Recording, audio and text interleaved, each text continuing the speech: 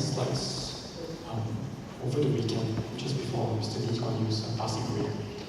And after the passing away of the news, I was wondering whether should I kind of revise my slides. And after looking at it 2 or 3 times during the week, I decided not to change anything.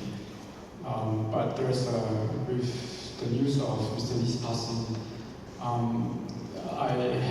have maybe 1 or 2 questions.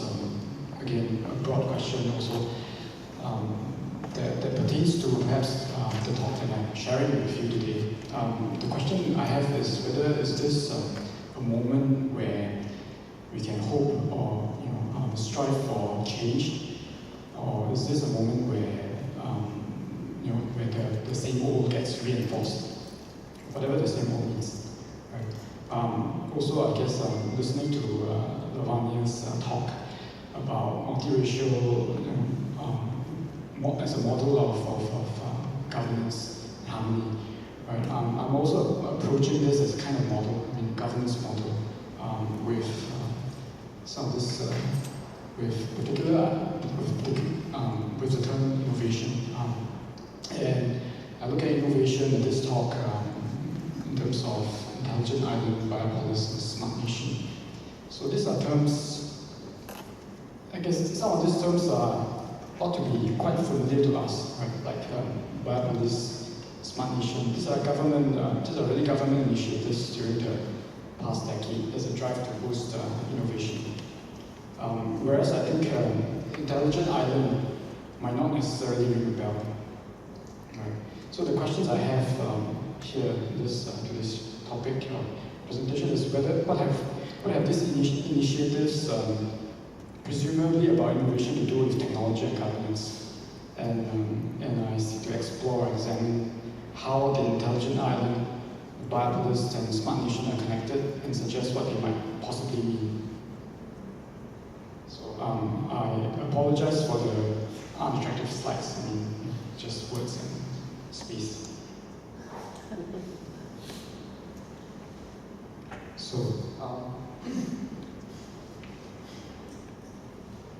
So this is I'm sorry again if I have to kind of sometimes read from my handouts. So this is an article from the Straits Times on July 2nd, 2013. It reported that Singapore has slipped 4 places to 7th place in a global innovation index carried out by the business school in Chia. So I was quite piqued as well by the picture.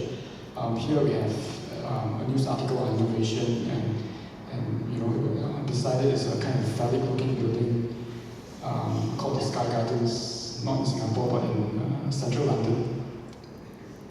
And pictures, I don't know if you can see the beaming, smiley faces.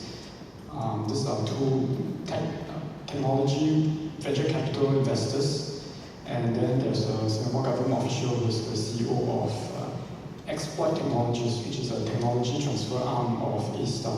A-Star, as we know, is a government research and development agency. It stands for Agency for Science, Technology and Research. So what does the article say? It says that Singapore's innovation has slipped from 3rd place in 2012 to 7th in 2013. Hong Kong, Singapore's perennial economic competitor, was 1 spot ahead in 6th. So the world's most innovative countries were, number 1, Switzerland, Puerto Rico, Sweden, okay, and 3rd place is in the United States. So the article did not say what the innovation index evaluates exactly, or what constitutes innovation, and how it is measured.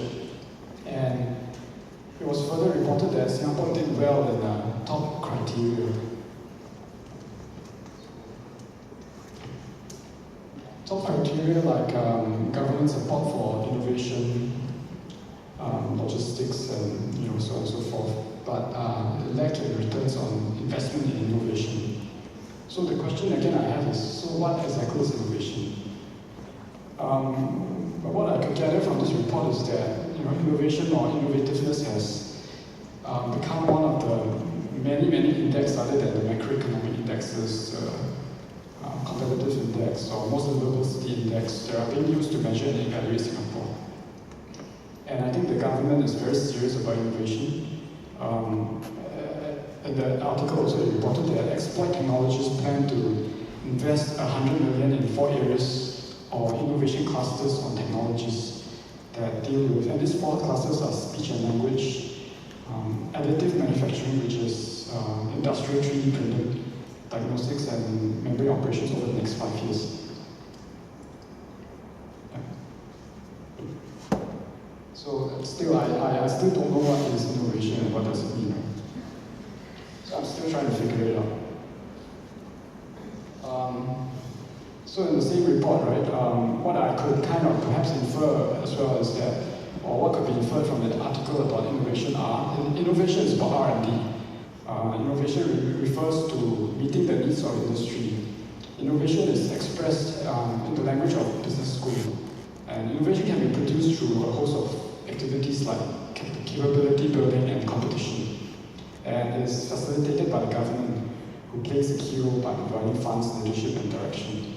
So the article suggests not so much how innovation refers to really the innate human capacity to understand, to create, and to solve problems, right? But its properties and purposes seem to be defined by particular economic and political ideologies and priorities.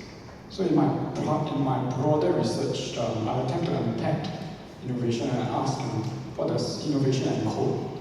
And what's the history of innovation in Singapore?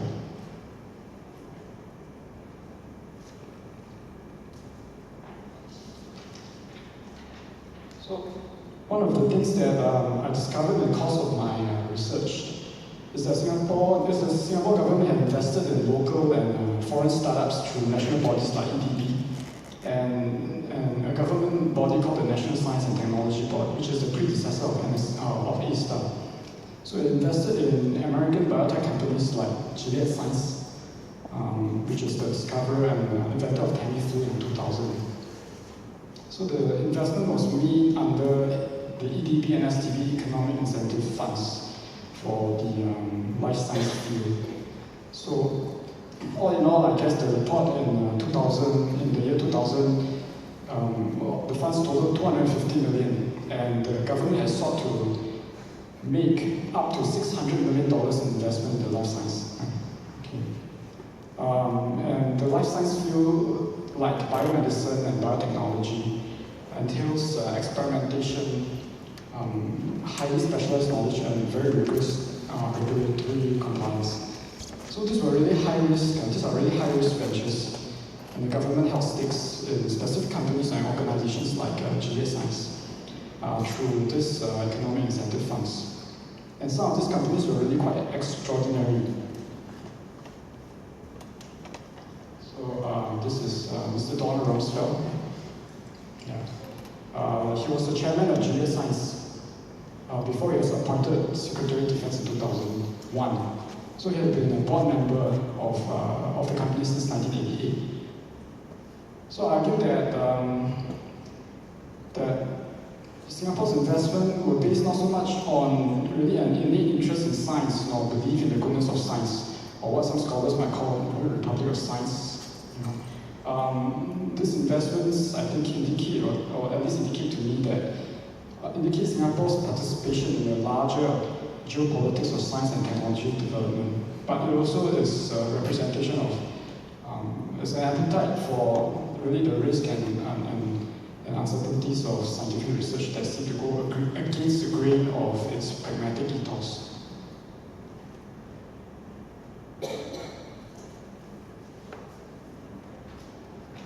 And these are some of the pictures of also Singapore biopolis. So I argue that Gilead Science investment symbolizes a high-risk, future-making gamesmanship there seems to be also embodied in the biopolis, which was established in 2004. Okay, typo error, it should not be 2000.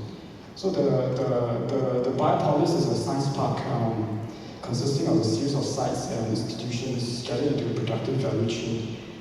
Includes many mainly private and university-based research labs in close proximity to hospitals and clinics. So this would eventually be joined by a graduate medical school to train physician researchers and scholarships for the overseas education at elite universities of 1,000 life science PhDs recruited in Singapore and around Asia.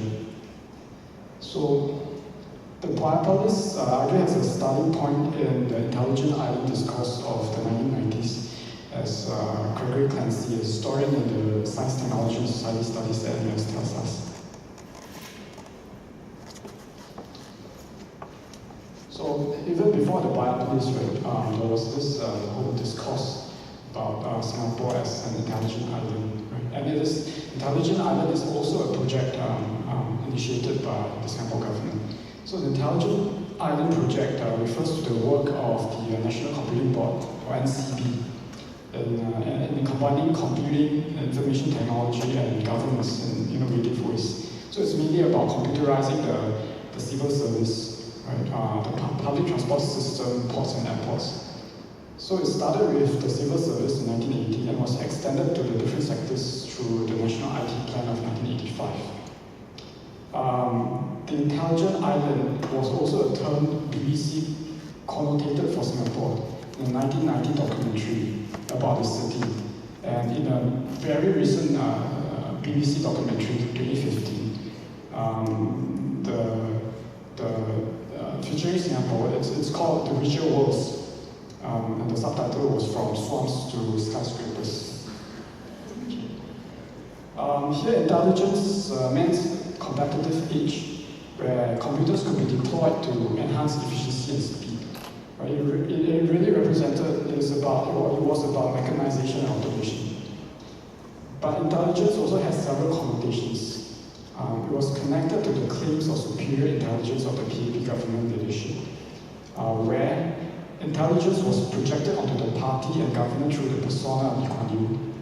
Intelligence was implicated with the policies of meritocracy, by which the government and its bureaucracy replenished the elite ranks through a highly structured exam-based education system.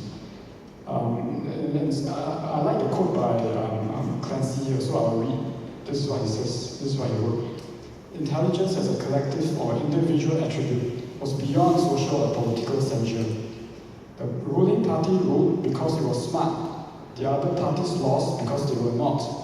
And the school system ensured that in every successive generation, the smart would be found, nurtured, credentialed, and shepherded along the path to the top. So what the Intelligent Island really meant was an elite government that delivered results. Therefore, the Intelligent Island Project could be read as a development manifesto as well as a political metaphor. If intelligent island encodes efficiency, effectiveness, and elite intelligence, and the Biopolis encodes not just science as production of knowledge, but a high-risk future-making gamesmanship, then what does the Smart Nation Project and Innovation encode?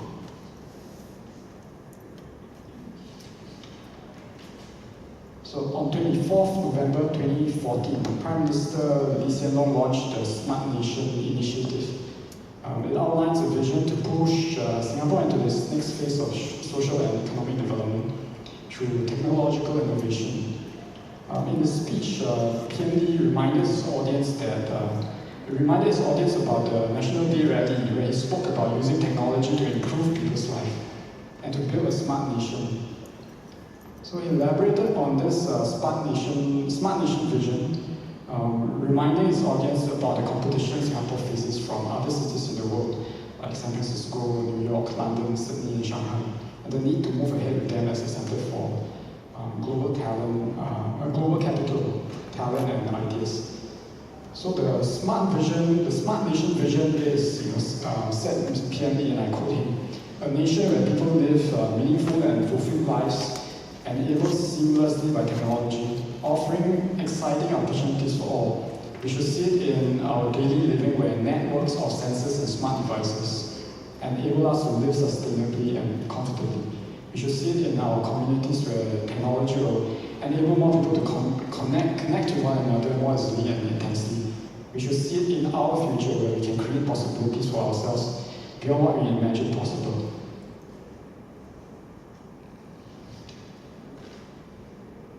So highlighting examples of what he considers to be elements of a smart nation, such as the e-government. Example like IRA's e-filing, the Home Ministry's passport application service, the National Library Board's book borrowing.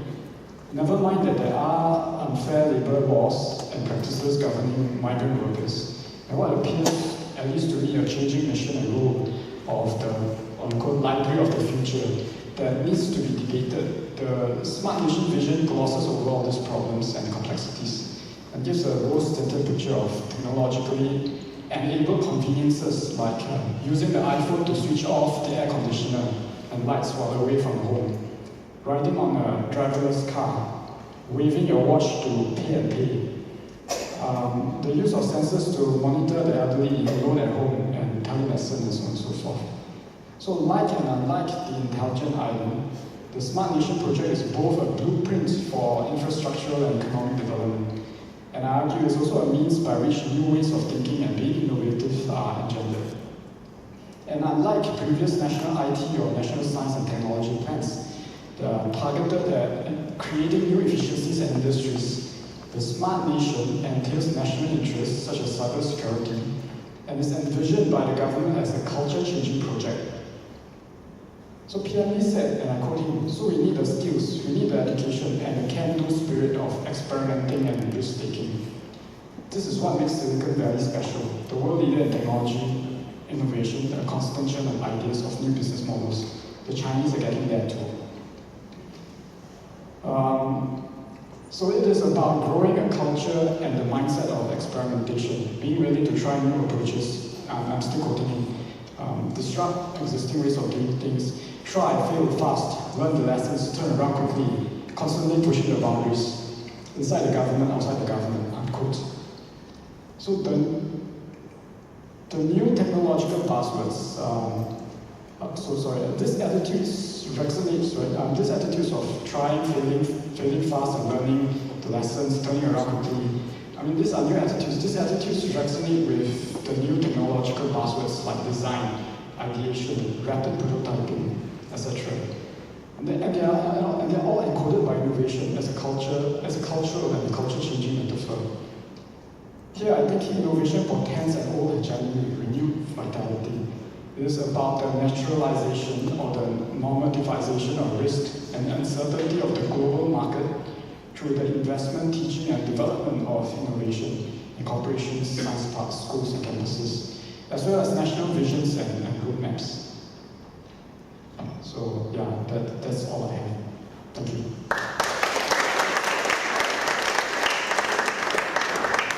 Can I invite